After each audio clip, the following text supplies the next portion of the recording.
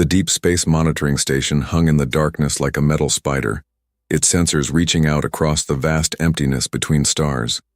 For 300 cycles it had watched the same patch of space, recording the movement of asteroids and the birth of distant suns. Nothing ever changed in this forgotten corner of the galaxy. Captain Zeftar walked slowly through the main control room, his forearms clasped behind his back. His blue skin gleamed under the soft lights as he checked each workstation. The crew, of mixed alien species, worked quietly at their posts, monitoring signals that came from nowhere and meant nothing. "Another boring shift," muttered Catherine from her position at the long-range sensors. Her insect-like eyes clicked as she adjusted the settings for the 100th time that day. Nothing but cosmic dust and solar wind.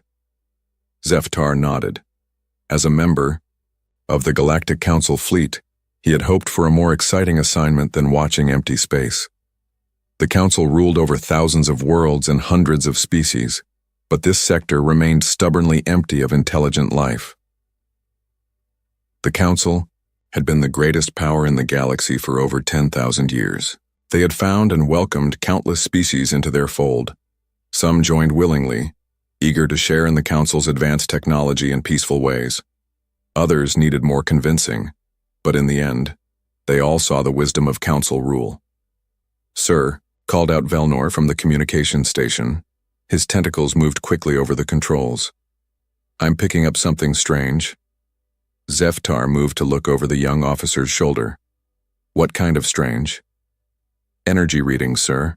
But they don't match anything in our database." Velnor's tentacles trembled slightly. "The signature is massive." Catherine's head turned toward them, her compound eyes reflecting the light. "Massive how?" "Like nothing I've ever seen," Velnor replied, his voice getting higher. "The energy output is off our scales." Zeftar frowned and walked to the main display screen. Numbers and graphs appeared, showing wave patterns and energy readings that made no sense. Could it be a natural phenomenon? A new type of star? "No, sir," Catherine said, her claws clicking on her controls. "The pattern is too regular, too controlled. This is artificial." A chill ran through the control room. In all their years of monitoring space, they had never seen readings like these. The energy signature was not just large, it was impossibly dense and focused. "Distance?" Zeftar asked. 12 light hours and closing," Catherine reported. "Whatever it is, it's heading straight for Council space."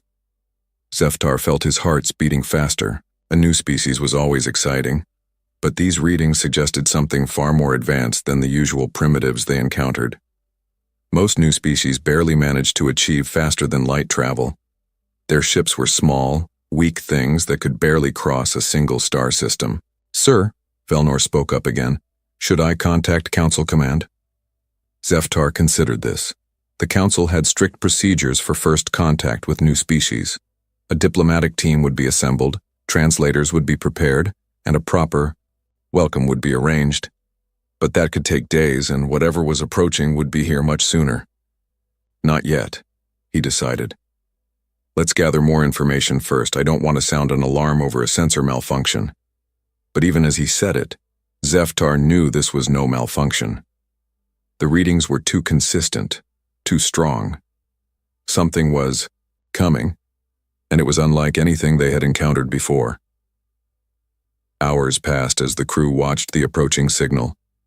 The energy readings only grew stronger, confirming that whatever was heading their way was real and massive. Zeftar found himself pacing the control room, his anxiety growing with each passing moment.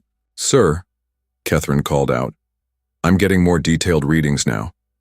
The object appears to be artificial, definitely a spacecraft of some kind." "Size estimate?" Zeftar asked, though he wasn't sure he wanted to know. Catherine's claws stopped clicking. She stared at her screen for a long moment. "Sir, that can't be right." "What can't be right?" "The size readings. According to my sensors, this ship is over 15 kilometers long." Silence fell over the control room. The largest Council ships were barely 2 kilometers in length. Even the massive dreadnoughts that protected the core worlds were only 3 kilometers from bow to stern. A 15-kilometer ship was beyond imagination. "Check your sensors again," Zeftar ordered, but his voice lacked conviction. Catherine ran the scans 3 more times. Each time the results were the same. "Confirmed, sir. 15.2 kilometers in length. Mass readings suggest extremely dense construction. This thing is built like a fortress." Zeftar felt his confidence draining away.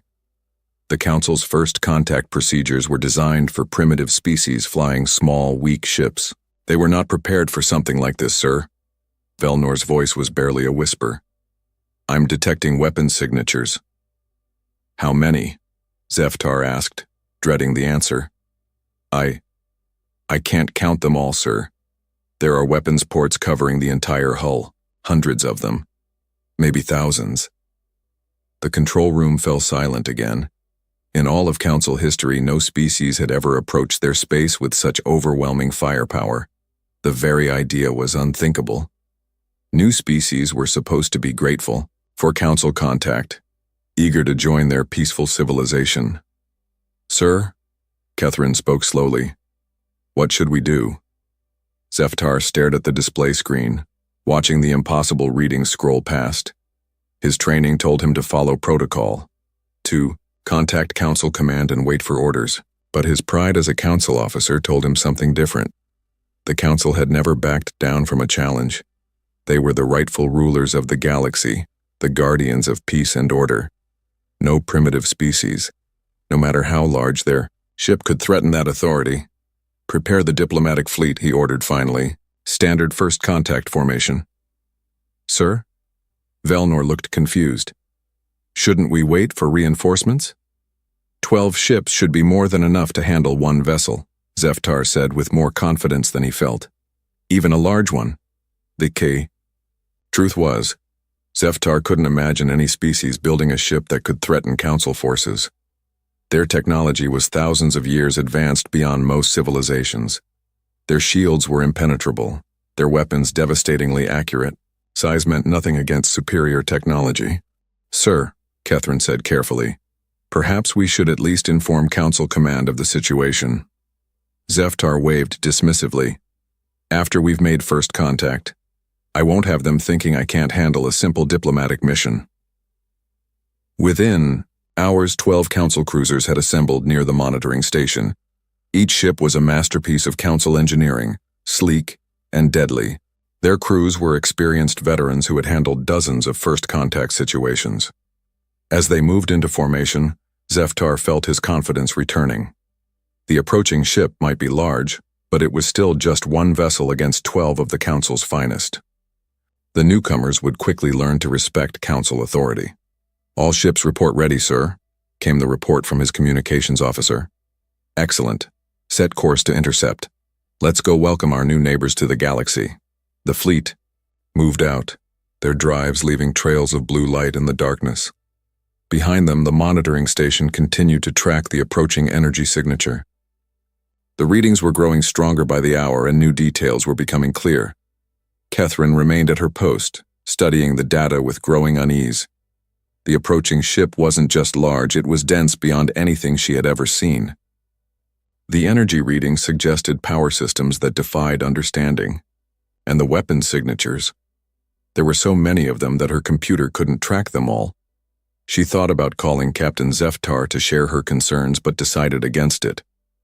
He had made his decision, and she was just a sensor, operator. What did she know about military tactics or alien encounters? But as she watched the readings continue to climb, Catherine couldn't shake the feeling that they were all making a terrible mistake.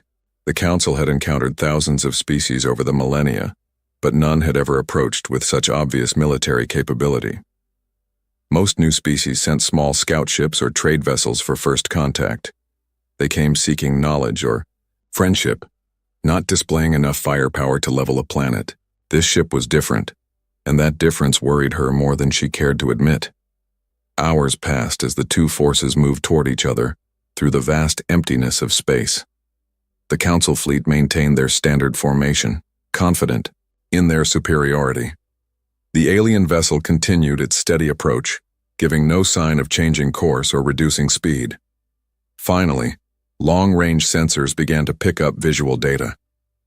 What they saw defied all expectations and challenged everything they thought they knew about spacecraft design. The approaching ship was not just large, it was a floating fortress. Its hull was thick and angular, covered in armor plating that could withstand devastating attacks. Weapon ports dotted every surface, each one large enough to house cannons that could destroy a city. But it was more than just the weapons that made the ship terrifying. It was the obvious intent behind its design. This was not a ship built for exploration or trade. It was not designed to inspire awe or demonstrate artistic achievement. It was built for one purpose only: war. The Council fleet suddenly seemed very small as they approached this metal mountain floating in space. But orders were orders, and Captain Zeftar had committed them to this course of action. As the distance closed between the two forces, sensor readings revealed more troubling details. The alien ship's energy output was beyond anything in Council records. Its shields registered as active and incredibly powerful. Most disturbing of all, its weapons appeared to be charging. The stage was set for an encounter that would change the galaxy forever. On one side, the proud Council fleet with thousands of years of experience and technological advancement. On the other, a single massive warship representing a species that the galaxy had never seen before. Neither side yet understood what they were truly facing, but both were about to learn lessons that would reshape their understanding of power, technology, and their place in the universe. Captain Marcus Chen stood on the bridge of the UES Ragnarok, his hands clasped behind his back as he studied the tactical display. The massive view screen showed the starfield ahead, empty except for the distant points of light that marked their destination. After 6 months of deep space travel, they were finally approaching the edge of what the scientists called active galactic space. "Sir, we're picking up artificial signals ahead," reported Lieutenant Sarah Kim from her position at the sensor station. Her fingers moved quickly over the holographic controls. "Multiple sources. Looks like we found our neighbors." Chen nodded slowly. This was the moment they had all been waiting for. Humanity's first contact with alien intelligence. The Ragnarok had been sent specifically for this purpose, to represent Earth and her colonies in whatever lay beyond their small corner of the galaxy. "How many sources?" Chen asked. 12 distinct signatures, sir. They appear to be spacecraft, arranged in some kind of formation." Kim paused, studying her readings. "They're heading toward us." "Weapons status? All systems show as armed and ready, but they're not targeting us yet," reported Chief Tactical Officer James Rodriguez. "Their formation suggests they're trying to intercept our course." Chen walked to the captain's chair, a massive seat designed to withstand the incredible forces that the Ragnarok could generate. The ship around him hummed with barely contained power, 15 kilometers of human engineering and determination. The Ragnarok was humanity's answer to the unknown dangers of deep space. When the first long-range probes had detected signs of advanced alien civilizations, Earth's leaders had decided to meet them as equals. The result was the Titan-class warship program, designed to ensure that humanity would never be seen as weak or primitive. "Sir, incoming transmission," announced Communications Officer Lisa Park. "It's strange. The signal is being broadcast on multiple frequencies simultaneously. Can you decode it?" "Working on it, sir. The computer is analyzing the patterns now." Park's brow furrowed in concentration. "Got it. It appears to be some kind of universal translator matrix. Very sophisticated." Chen smiled slightly. At least their new neighbors were prepared for communication with unknown species. That was a good sign. "Put it through." The view screen flickered and changed to show the interior of an alien bridge. Chen found himself looking at a blue-skinned humanoid creature with 4 arms and large dark eyes. The being appeared to be wearing some kind of military uniform. "Greetings, unknown vessel," the alien said, its voice coming through clearly despite the obvious translation process. "I am Captain Zeftar of the Galactic Council Fleet. You are entering Council space without authorization." Chen stepped forward, ensuring he was visible on their transmission. "Greetings, Captain Zeftar. I am Captain Marcus Chen of the United Earth ship Ragnarok. We come in peace, seeking contact with other intelligent species. Zeftar's expression changed slightly, and Chen could see the alien's eyes moving as if studying something off-screen. Your vessel is unusually large for a first contact mission. We wanted to make sure we could defend ourselves if necessary, Chen replied honestly. We had no way of knowing what we might encounter out here. There was a pause as Zeftar seemed to consider this. When he spoke again, his tone had become more formal. As representatives of the Galactic Council, we welcome you to this region of space. However, your vessel must submit to inspection before proceeding further. Chen felt a warning tingle at the back of his neck. The alien's tone had shifted from greeting to demand very quickly. I appreciate the welcome, Captain, but I'm afraid we can't submit to inspection. We're on a peaceful mission, but we're not prepared to surrender our vessel to unknown parties. You misunderstand, Zeftar said, and now there was definitely an edge to his voice. This is not a request. All vessels entering Council space must be inspected. It is the law. Whose law? Chen asked calmly. We're not citizens of your council. Captain, we're explorers from Earth and we follow Earth's laws. On the view screen, Chen could see Zeftar's forearms moving in what appeared to be agitation. You are now in Council space, human. Our laws apply to all who enter our territory. Chen glanced at his tactical officer, who shook his head slightly. The alien ships were still not targeting them, but their formation had shifted to surround the Ragnarok. It was a classic intimidation maneuver. Captain Zeftar, Chen said carefully, perhaps we should arrange for proper diplomatic contact. I'm sure our governments can work out the details of our presence here. There are no details to work out, Zeftar replied sharply.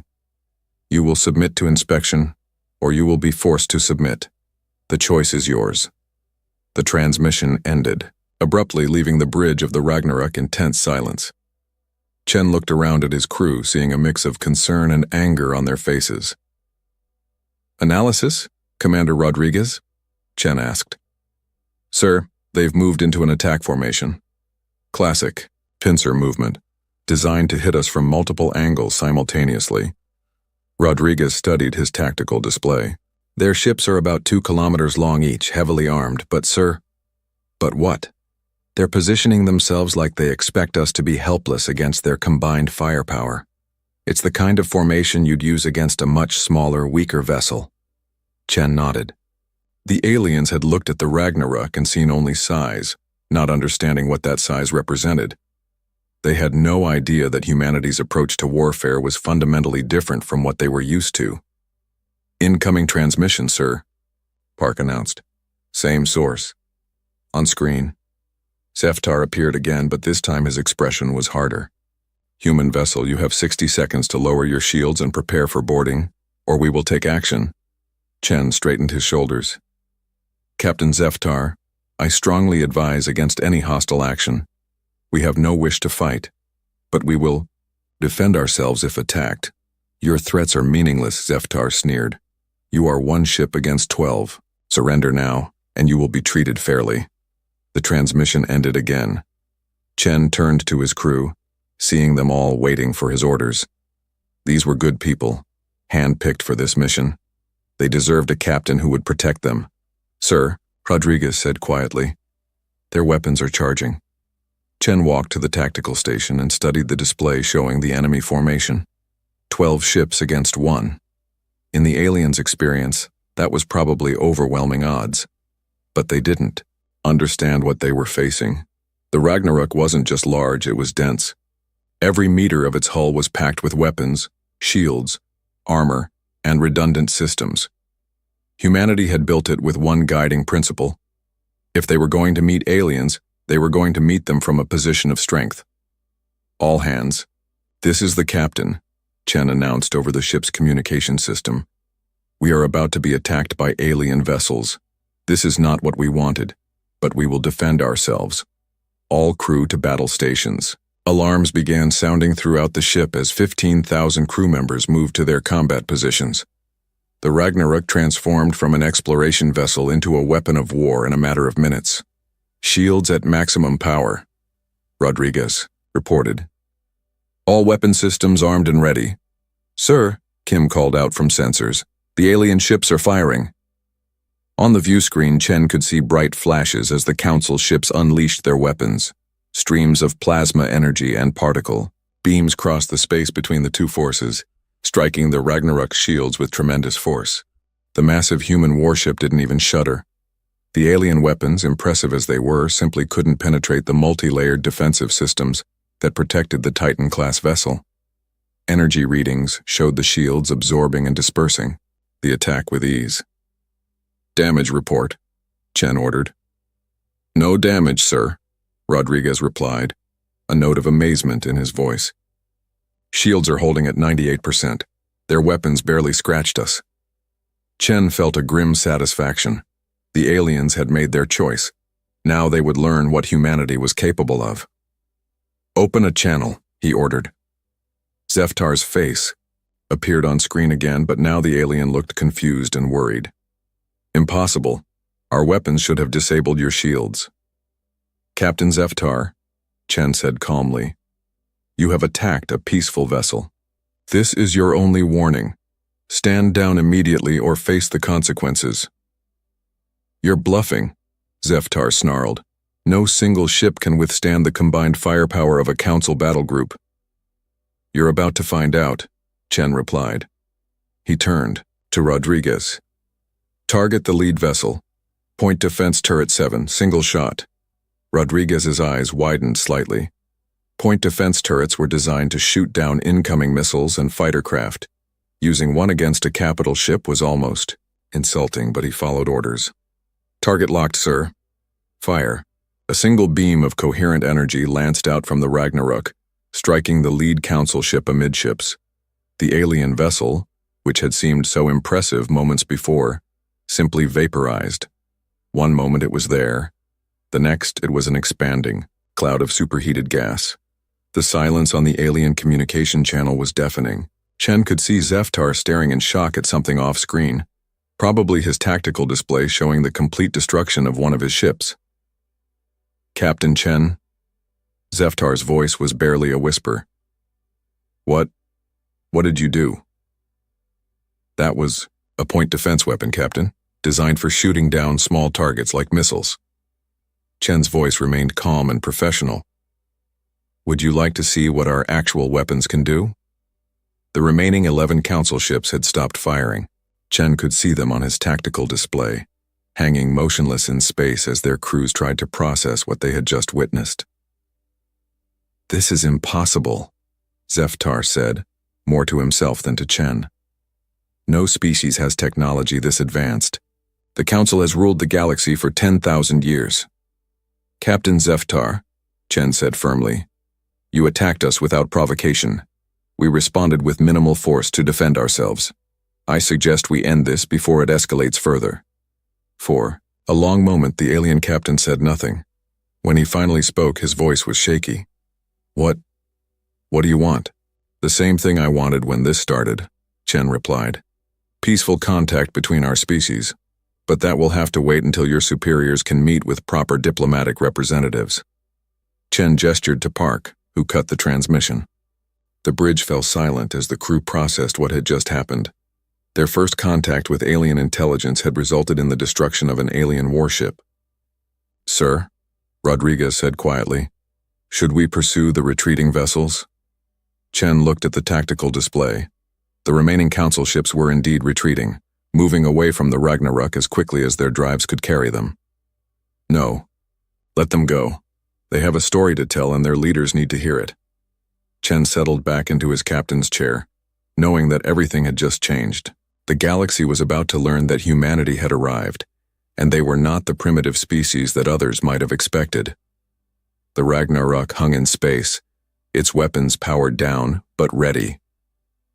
Around it, the stars watched silently as news of humanity's arrival began to spread across the galaxy, carried by the terrified survivors of the Council fleet. The emergency meeting chamber on Council Prime buzzed with nervous energy as representatives from dozens of species gathered around the circular table. The holographic display in the center showed the tactical recordings from Captain Zeftar's encounter. playing the same devastating scene over and over again.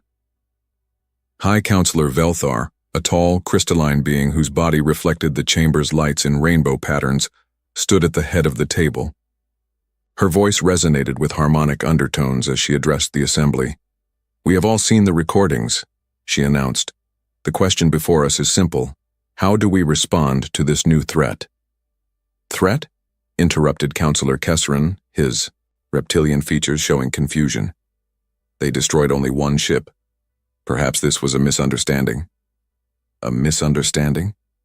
Velthar's crystalline form seemed to pulse with anger. "They vaporized a council cruiser with what they claimed was a point defense weapon. If that is their weakest armament, what might their actual weapons be capable of?" Around the table, representatives shifted uncomfortably. The council had faced challenges before, but never anything like this. For 10,000 years, they had been the supreme authority in the galaxy. Every species they encountered was either grateful for council protection or quickly convinced of its necessity. Admiral Thexnor, commander of the council's main battle fleet, activated his personal display. "I've analyzed the weapon signatures from the engagement. The energy output is unlike anything in our databases. The focused coherence of the beam suggests technology that shouldn't be possible. All technology is possible given enough time and resources," said Dr. Yathara, the Council's chief science advisor. Her multiple tentacles gestured at the holographic replay. "What concerns me is the efficiency. They achieved total molecular disruption with a single shot. Our shields wouldn't have lasted any longer than Zeftar's ship." Silence fell over the chamber as the implications sank in. If their own shields were useless against human weapons, then their technological advantage had just evaporated. "What do we know about their home system?" asked Counselor Merdane, a gas-based life form whose voice came through atmospheric speakers. Admiral Thexnor brought up a new display showing stellar charts. Long-range probes have identified their point of origin, a system they call Sol containing 9 planets. The third planet appears to be their home world, designated Earth in their language. Population estimates. Preliminary scans suggest approximately 8 billion individuals on the homeworld alone. They also appear to have colonies on several other planets and moons within their system. Velthar's form flickered with concern. 8 billion? That's larger than most council member species' total populations. It gets worse, Thexnor continued. We're detecting massive industrial activity throughout their system. Shipyards, mining operations, manufacturing facilities. Their industrial capacity appears to exceed anything we've seen. Counselor Kesran leaned forward. Surely you're overestimating. No single species could have such extensive infrastructure. The evidence is clear, Dr. Yathara interjected. These humans appear to have developed differently than any species we've encountered. Most civilizations focus on intellectual advancement, artistic achievement, or spiritual growth once they achieve space travel. These humans seem to have focused on industrial expansion and military capability. But why? Asked Merdane. What drives a species to build such overwhelming force? The question hung in the air unanswered. In all their centuries of first contact, the Council had never encountered a species that approached the galaxy with such obvious military strength. Most newcomers were eager to join the galactic community, to share in the peace and prosperity that Council membership offered. Perhaps, suggested Counselor Zixtel, whose insectoid features clicked nervously, we should try diplomatic contact, send a proper ambassador rather than a military patrol. After they destroyed one of our ships?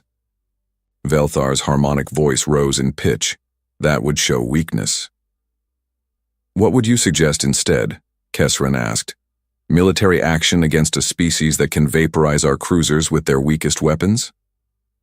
The debate continued for hours, with no clear consensus emerging. Some council members argued for immediate military strikes before humanity could expand further. Others pushed for diplomatic solutions, hoping to avoid a conflict they might not win. A few suggested simply avoiding human space entirely, pretending the encounter had never happened. As the arguments raged, new intelligence reports began arriving. Council scouts maintaining careful distance from human space reported disturbing developments. Multiple massive energy signatures were moving through the Sol system. More ships, apparently as large as the first one, were active and mobile. How many ships do they have? Velthar demanded as Admiral Thexnor presented the latest data. Conservative estimates suggest at least 12 vessels of similar size to the one we encountered, possibly more. Thexnor's expression was grim. And there are indications of even larger ships under construction. The chamber fell silent. 12 ships like the Ragnarok could devastate the Council's entire fleet. The thought of even larger vessels was almost unimaginable. Dr. Yathara's tentacles writhed in agitation. I've been analyzing their ship design philosophy. These humans appear to follow a doctrine of overwhelming superiority. They don't just want to win battles, they want to make resistance impossible. That's not how civilized species approach conflict, protested Counselor Myrdane. There are rules, conventions, proportional response. These humans didn't grow up with our rules, Yathara replied. They developed in isolation, creating their own methods, and their methods appear to be devastatingly effective. As if summoned by their discussion, an urgent communication arrived from the border regions. Captain Zeftar, still shaken from his encounter, reported new developments. High Counselor, his image appeared in the chamber's communication display. The human ship has moved deeper into our space. They're not heading for any strategic target, but they're clearly exploring our territory. Just the one ship? Thexnor asked. Yes, sir. But they're scanning everything. Every planet, every station, every patrol route. It's like they're mapping our entire defensive network. Velthar's crystalline form pulsed with alarm. If the humans were gathering intelligence on Council defenses, it could only mean they were preparing for something bigger. Order all border patrols to maintain distance, she commanded. Do not engage unless directly threatened. We cannot afford to lose more ships. After Zeftar's transmission ended, the Council chamber erupted in heated debate once again. The humans were clearly not going away, and their actions suggested they had no intention of submitting to Council authority. We need to make a decision, Velthar announced, calling for order. Do we treat these humans as a potential threat to be contained, or as a new power to be negotiated with? They've already demonstrated their threat level, Admiral Thexnor said firmly. I recommend immediate military response before they can establish a stronger position. With what? Asked Dr. Yathara. Our entire battle fleet might not be enough to stop a dozen ships like theirs. Then we call for full mobilization, Thexnor replied. Every council member contributes their military forces. We outnumber them thousands to one. And if we lose? Kesran asked quietly. What happens to council authority if our combined fleets are defeated by a single species? The question silenced the chamber. The council's power rested on their perceived invincibility. If they engaged humanity and lost, their authority over thousands of worlds would collapse overnight. Perhaps, said Counselor Zixtel hesitantly, we should consider coexistence.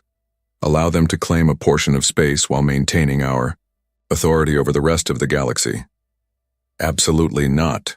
Velthar's voice rang with finality. The Council does not negotiate with upstart species. We rule because we are superior, not because we make deals with primitives. But are they primitives? Dr. Yathara asked. Their technology appears to exceed ours in several key areas.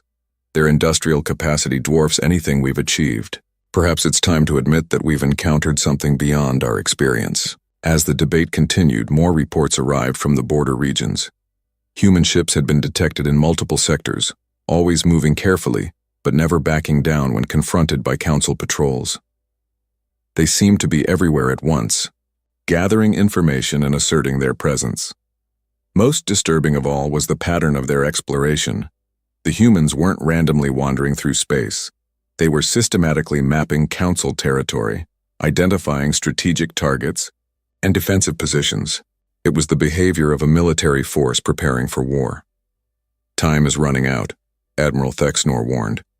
Every day we delay gives them more opportunity to prepare. If we're going to act, it must be soon. Act how? Velthar demanded. You've seen their capabilities. One ship destroyed our cruiser without taking damage. How do we fight an enemy we can't hurt? We find a way, Thexanor replied grimly. The alternative is accepting that the Council's 10,000-year reign is over. The weight of those words settled over the chamber like a physical presence. For millennia, the Council had been the unquestioned authority in the galaxy. The idea that a single species could challenge that authority was almost unthinkable. But the evidence was impossible to ignore. Humanity had arrived in galactic space, and they had done so with overwhelming military capability. They showed no interest in Council authority, no desire to join the established order. They simply took what they wanted and dared anyone to stop them. As the emergency session continued into the night, one thing became clear. The galaxy would never be the same. Whether through war or negotiation, accommodation or resistance, the age of unchallenged Council dominance was ending. Humanity had announced their arrival with the destruction of a Council warship. Now the galaxy waited to see what they would do next, knowing that whatever came would reshape the balance of power among the stars forever.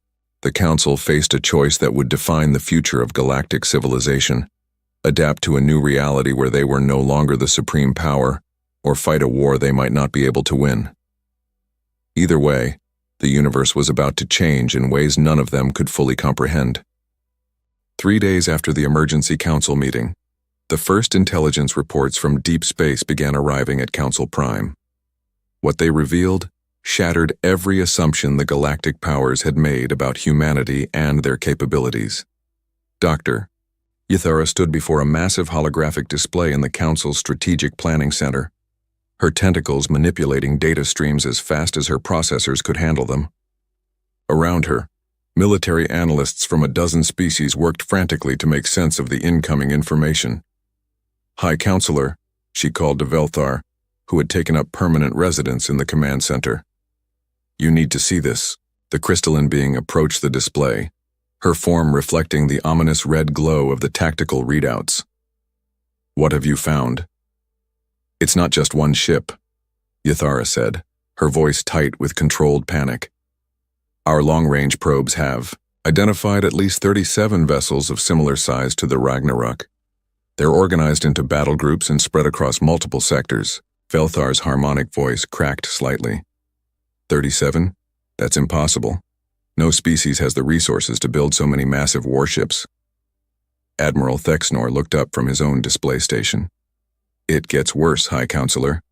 Analysis of their construction pattern suggests these are just their heavy cruisers.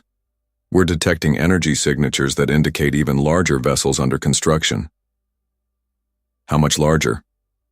Velthar asked, though she dreaded the answer. Conservative estimates suggest ships up to 25 kilometers in length, possibly larger. Thexanor's military bearing couldn't hide his obvious fear. If these readings are accurate, humanity possesses the largest space fleet in galactic history. The command center fell silent except for the hum of processing equipment. Every being present understood the implications. The Council's combined military forces consisted of approximately 2,000 ships, most of them much smaller than human vessels. If humanity possessed even 50 ships like the Ragnarok, they could challenge the entire galactic order. Sir, called out a young Kethrin analyst from her position near the communications array. We're receiving priority transmissions from multiple border stations. The humans they're everywhere. Velthar moved to the communications station, her crystalline form casting strange shadows on the displays. Explain. Reports from 17 different sectors, High Counselor. Human ships conducting systematic scans of our territory. They're mapping every strategic asset, every defensive position, every major trade route. The analysts' compound eyes showed genuine terror. It's like they're preparing for a complete military occupation. Any hostile actions? Admiral Thexanor asked. No direct attacks, sir, but they're not responding to our hails or warnings to leave Council space. When our patrols try to intercept them, the human ships simply ignore them. Our vessels can't get close enough to force a confrontation. Dr. Ithara brought up a New display showing human ship movements across a three-dimensional map of local space. Look at the pattern. This isn't random exploration. They're conducting a military survey of our entire defensive network. The movement patterns were indeed systematic and professional. Human ships moved through Council space like they owned it, gathering intelligence with the confidence of a superior force. They showed no fear of Council patrols, no concern about territorial violations. "How is this possible?" asked Councillor Kesseran, who had arrived with several other Council members. 3 days ago, we had never seen a human ship. Now they're operating throughout our space with impunity. They were prepared, Yathara replied grimly. While we were debating what to do about one ship, they were deploying their entire reconnaissance fleet. This level of coordination suggests extensive, advanced planning. Planning for what? Velthar demanded. Invasion, Admiral Thexnor said bluntly. This is classic pre-invasion intelligence gathering. They're identifying targets, mapping defenses, and establishing operational parameters.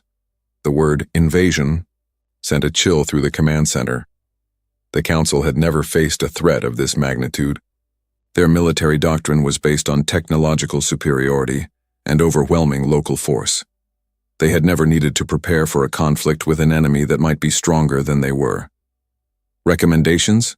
Velthar asked. Full military, mobilization, Thexnor replied immediately. Call up every reserve fleet, activate all defensive platforms, and prepare for total war. Against an enemy we can't defeat? Asked Councillor Murdane, his gaseous form flickering with anxiety. We've seen what their weakest weapons can do. How do we fight something like that? Before anyone could answer, alarms began sounding throughout the command center. Emergency signals flashed on every display as a priority communication came through from the outer rim. Council command, this is Monitor Station Epsilon 7, came the panicked voice of the station commander. We have multiple massive energy signatures approaching our position. Size and configuration unknown, but they're huge. How many contacts? Thexnor demanded. 3 primary signatures, sir. But each one is. They're bigger than anything we've ever seen. Estimated length over 20 kilometers each. The command center erupted in controlled chaos as every analyst tried to process this new development. If the humans were deploying their largest ships, it could only mean they were preparing for something major. Monitor Station Epsilon 7, Velthar's harmonic voice cut through the noise. Are they targeting your station? No, High Counselor, they're just sitting there, like they're waiting for something. Dr. Ythara's tentacles moved frantically over her controls as she tried to make sense of the new data. High Counselor, I'm receiving similar reports from 6 other monitoring stations. Human ships are taking positions throughout our space, but they're not attacking. What are they doing then? Kesseran asked. Making a statement, Admiral Thexnor replied grimly. They're showing us that they can position massive fleets anywhere in Council space without being stopped. It's a demonstration of power. As if summoned by his words, a new communication signal appeared on the main display. This time it wasn't from a panicked monitoring station or terrified patrol ship. It was a direct transmission from the human fleet. The image that appeared on screen showed a human officer in a crisp military uniform. His appearance was unremarkable by galactic standards, but his eyes held a confidence that was deeply unsettling to the watching Council members. Greetings, Galactic Council, the human said, his voice carrying easily through the translation matrix. I am Admiral Sarah Chen of the United Earth Navy. I believe we need to talk. Velthar stepped forward, her crystalline form reflecting the display's light. Admiral Chen, I am High Counselor Velthar, leader of the Galactic Council. Your ships have violated our territorial sovereignty. Have they? Chen asked with a slight smile. By whose authority do you claim sovereignty over this region of space? By right of discovery and 10,000 years of peaceful governance, Velthar replied, her harmonic voice taking on a formal tone. Interesting, Chen said. And who granted you this right? Was it the species you encountered when you first achieved space travel? Or did you simply declare yourselves the rightful rulers and enforce that claim through military power? The question struck at the heart of Council authority. The truth was that the Council had indeed claimed their position, Through superior technology and military force, exactly as humanity appeared to be doing now, the Council has brought peace and prosperity to thousands of worlds. Councillor Kesseron interjected. I'm sure you have, Chen replied. And now humanity will bring our own form of peace and prosperity to this region. The difference is that we're not asking for your permission. Admiral Thexnor stepped forward. Are you declaring war on the Galactic Council? Chen's expression grew serious. War? No, Admiral. War implies that both sides have a realistic chance of victory. What I'm declaring is humanity's independence from any external authority over our expansion and development. You cannot simply ignore galactic law, Velthar protested. Galactic law? Chen's smile returned. You mean council law, the rules you created to maintain your own power. Humanity was never party to those agreements, High Counselor. We don't recognize your authority over us. The implications were staggering.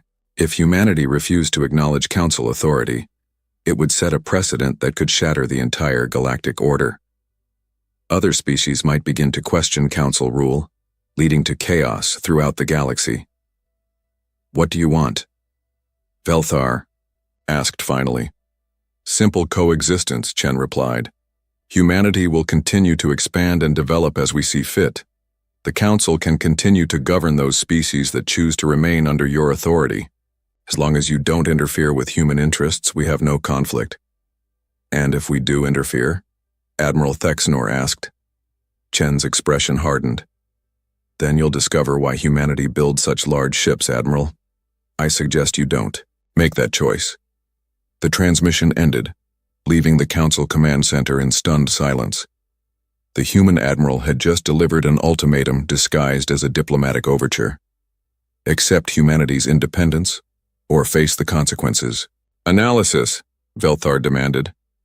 Dr. Yathara's tentacles moved over her displays as she compiled the data. Based on observed ship positions and energy signatures, humanity has deployed approximately 60% of their known fleet for this demonstration. The remaining 40% is likely defending their home systems or conducting operations elsewhere. Could we win a direct confrontation? Asked Kesseron. Doubtful, Admiral Thexnor admitted reluctantly. Even if we mobilized every ship in the Council fleet, we would be facing an enemy with superior firepower and defensive capabilities. Our losses would be catastrophic. So we just surrender? Velthar's harmonic voice rose in pitch. Allow these upstarts to dictate terms to the rightful rulers of the galaxy? What choice do we have? Merdane asked. They're offering coexistence. If we refuse, they might decide that the Council poses too great a threat to be allowed to continue. The horrible logic of the situation was becoming clear. Humanity held all the advantages. They had superior technology, overwhelming military force, and the initiative. The Council's only choices were accommodation or annihilation. As the debate continued, more reports arrived from across Council space. Human ships were withdrawing from their surveillance positions, but not before making their point. They had demonstrated their ability to position massive fleets anywhere in the galaxy. Without being stopped, the age of Council supremacy was over. Whether through negotiation or conquest, humanity had announced their arrival as a galactic superpower. The only question now was whether the Council would adapt to this new reality or be swept aside by it. In the depths of space, human ships continued their methodical expansion, carrying with them the promise of a new galactic order where Earth's children would never again bow to alien authority. 6 months had passed since Admiral Sarah Chen's ultimatum, and the galaxy had begun to adapt to its new reality. The massive council chambers on Council Prime buzzed with nervous energy as representatives from hundreds of species gathered for what many considered the most important session in galactic history. High Counselor Velthar stood at the center of the circular chamber, her crystalline form reflecting the light from countless display screens showing star charts, fleet positions, and economic data. The numbers told a story that no one in the chamber wanted to acknowledge but could no longer ignore. Honored representatives, Velthar began, her harmonic voice carrying to every corner of the vast space. We gather today to address the fundamental changes that have occurred in our galactic community over the past several months. The chamber fell silent. Everyone present knew what those changes meant. Humanity had not only refused to submit to council authority, they had begun actively challenging it throughout the galaxy. The situation reports speak for themselves, continued Velthar, activating the central holographic display. 17 star systems have declared independence from council governance. 23 more have requested protection agreements with human forces. Trade routes that have operated under council oversight for millennia are now being patrolled by human warships. A murmur of unease rippled through the assembled representatives. The Galactic Council had ruled through a combination of technological superiority and the promise of peace and prosperity. Now, for the first time in 10,000 years, species were choosing an alternative. Councillor Kesseran, his reptilian features showing obvious distress, activated his personal display. The economic implications are even more disturbing. Human, industrial output has increased by 400% in the last 6 months. They're building ships faster than our intelligence services can count them. How is that possible? Asked Representative Yixtal of the Merchant Guild Coalition. No single species should have such massive production capability. Dr. Yathara, the Council's chief science advisor, projected new data onto the main display. Humanity's approach to industrialization is unlike anything we've encountered. While most species focus on efficiency and sustainability, humans focus on scale and redundancy. They build multiple shipyards, multiple manufacturing centers, multiple everything. The display showed images captured by long-range sensors of the Sol system. What they revealed was staggering. Massive orbital shipyards surrounded Earth and several other human worlds, each one capable of producing warships that dwarfed anything in the Council fleet. But the resources required, Representative Velnara of the agricultural world said, weakly. The energy cost alone should be prohibitive. Human energy production has also scaled exponentially, Yathara replied. They're not just building Dyson rings around their star, they're building multiple rings. Their energy output exceeds the entire Council by a factor of 20. The chamber erupted in shocked murmurs. The Council represented thousands of worlds and hundreds of species. The idea that a single species could outproduce them all was almost incomprehensible. Admiral Thexnor, looking older and more tired than he had 6 months ago, stood to address the assembly. Military intelligence confirms what Dr. Yathara's economic data suggests. Humanity now operates at least 200 ships of cruiser class or larger. They have battle groups stationed in 17 sectors, patrol fleets covering major trade, routes and construction facilities that could triple their fleet size within a year. What about our own military response? Asked Representative Mordan of the Core Defense Alliance. Surely our combined fleets can still challenge human expansion. Thexnor's expression grew grim. 3 weeks ago, I ordered a probe of human defenses in the Kepler sector. A small fleet of 6 cruisers was to conduct reconnaissance and test their response capabilities. And, Velthar prompted, the fleet was intercepted by a single human vessel. When our commander demanded identification and stated our intent to patrol the area, the human captain informed him that the sector was now under human protection. Our ships were given 60 seconds to leave or face the consequences.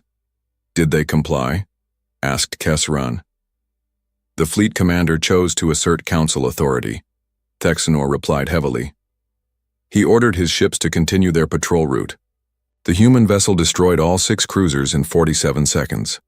Silence fell over the chamber like a physical weight. 6 council cruisers, each one a masterpiece of galactic engineering, destroyed in less than a minute by a single human ship. The human captain then transmitted a formal protest to council command. Thexnor continued. He stated that humanity had no desire for conflict, but would not tolerate military provocations in sectors under their protection. Representative Zixmel of the Outer Rim territories leaned forward. Protection? They're claiming to protect sectors that don't belong to them. Actually, said a new voice from the chamber's entrance, those sectors asked for our protection. Every head turned as 3 figures entered the chamber. They were humans, walking with the confident stride of people accustomed to authority. The lead figure, A woman in an elegant diplomatic uniform approached the center of the chamber. "I am Ambassador Diana Reyes, representing the United Earth Government in diplomatic matters," she announced. Her voice carried clearly through the chamber's translation systems. "I believe you've been discussing our recent activities." Velthar's crystalline form flickered with surprise and anger. "This is a closed session of the Galactic Council. You have no authority to be here." "Actually, I do," Reyes replied calmly. 17 systems that were formerly under Council governance have requested human protection and representation. As their chosen representative, I have the right to speak for their interests. The implications hit the chamber like a shockwave. If 17 systems had formally requested human protection, they were no longer Council territories. Humanity wasn't expanding through conquest. They were growing through voluntary association. "This is preposterous," protested Representative Velnara. "These systems have been Council members for centuries. They cannot simply change allegiance." "According to whose law?" Ambassador Reyes asked. "The Council's own charter guarantees the right of member systems to withdraw from the Alliance if their needs are not being met. These systems have formally invoked that right." Dr. Ythara's tentacles moved frantically over her displays as she pulled up the relevant documents. She's correct. The charter does allow for voluntary withdrawal, though the process was designed to be extremely difficult. "Difficult, but not impossible," Reyes said with a slight smile. "And when a system faces threats that the Council cannot adequately address, the requirements are significantly reduced." "What threats?" demanded Admiral Thexnor. "The Council has maintained galactic peace for 10,000 years. "Has it?" Reyes asked. "The Zeta Reticuli system was raided by pirates 7 times in the last year. Council patrols arrived an average of 6 hours after each attack. When they requested additional protection, they were told that resources were limited." She gestured, and a holographic display appeared showing patrol routes and response times. "Under human protection, the Zeta Reticuli system has experienced 0 pirate attacks. Our patrol ships maintain continuous coverage and can respond to threats within minutes." The data was undeniable. Human protection was demonstrably more effective than Council security in many regions. The Altair colonies requested disaster relief after their moon mining operations suffered catastrophic failure. Reyes continued. "The Council promised aid within 3 months. Human engineering teams arrived within 72 hours and had the facility operational again within 2 weeks. More data appeared, showing response times, resource allocation, and efficiency measurements. In every category, human administration outperformed Council governance by significant margins. You're cherry-picking favorable examples," accused Councillor Kesseran. "Am I?" Reyes asked. "Dr. Ythara, would you care to run a comprehensive analysis of response times and resource allocation across all former Council territories that have requested human protection?" Ythara's tentacles worked reluctantly over her controls. When the results appeared, they confirmed Reyes's claims. Human administration was faster, more efficient, and more effective than Council governance in virtually every measurable category. "How is this possible?" asked Representative Mordan. "The Council has thousands of years of experience in galactic governance." "Experience in maintaining the status quo," Reyes replied. "Humanity approaches problems differently.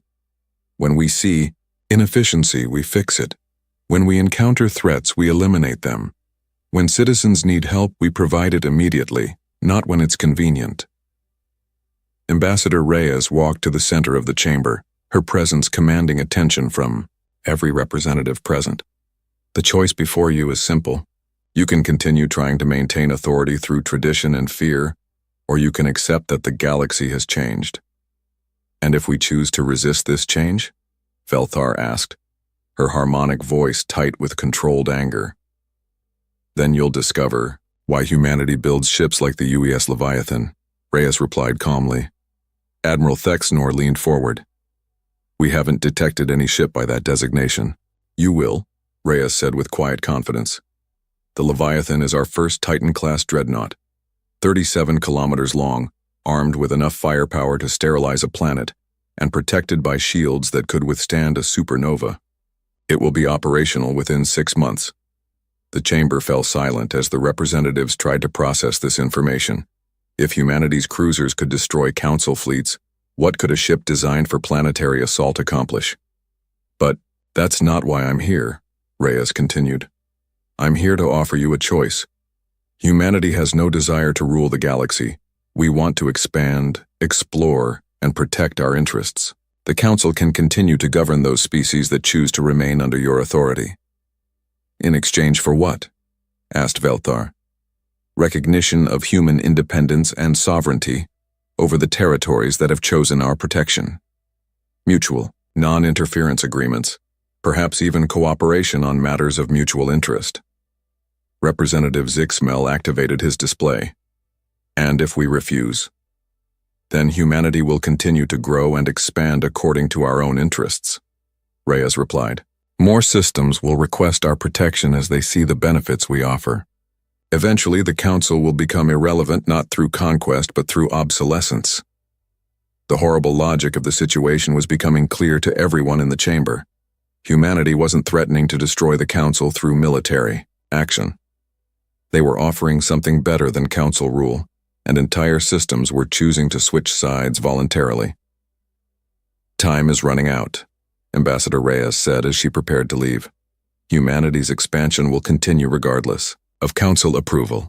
The question is whether you want to be our partners or our obstacles. As the human delegation departed, the chamber erupted in heated debate. Some representatives argued for immediate military action to stop human expansion. Others pushed for accommodation and cooperation. A few suggested simply withdrawing to the core worlds and allowing humanity to take whatever they wanted. But as the debate raged, new reports continued to arrive. More systems requesting human protection. More human ships appearing in strategic locations.